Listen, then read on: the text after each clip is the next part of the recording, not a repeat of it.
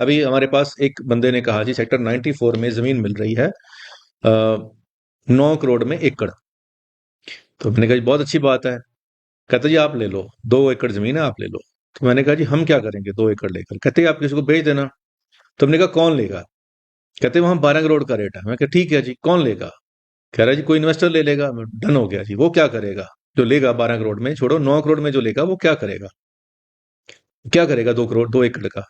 अगर वहां प्लॉट काटने हैं तो जिसकी पहले से कॉलोनी है उसकी मर्जी के बिना, उसकी कॉन्सेंट के बिना प्लॉटिंग नहीं हो पाती। और अगर वहां पे जेएलपीएल है तो जेएलपीएल की मंजूरी के बिना पे वो जमीन किसी काम की नहीं है। और वो किसान अगर जेएलपीएल को देगा तो वो तो प्लॉट वहां पे बना देगा, अपने काट देगा। तो प्राइवेट बंदा अगर वहां ले लेगा वो 2 एकड़, तो उसका तो उसको फायदा ही कोई नहीं है। पहली बात। दूसरी बात, वो करे जी लैंड पूलिंग में ये ले लेगा बिल्डर। तो लैंड पूलिंग में बिल्डर ने कॉन्सेंट दी है? नहीं दी है। कोई ऑफर है? नहीं है।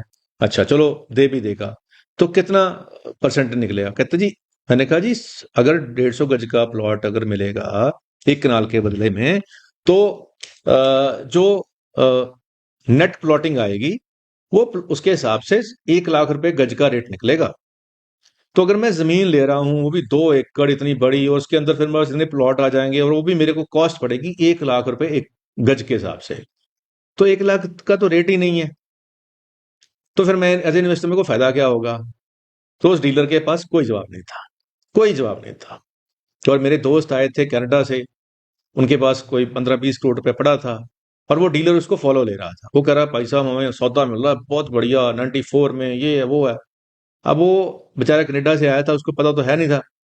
तो जब उसने मेरी बात कराई और मैंने ये सवाल पूछे, तो वो कहता जी चलो कोई बात नहीं, हम किसी और को भेज देंगे। क्योंकि उसके पास जवाब ही नहीं था, लॉजिक ही नहीं था। तो हम अगर कुछ इन्वेस्ट करते हैं तो हम थोड़ा डिटेल में उसकी कैलकुलेशन भी करें ना, कि भाई अगर ये चीज है तो ये वाइबल है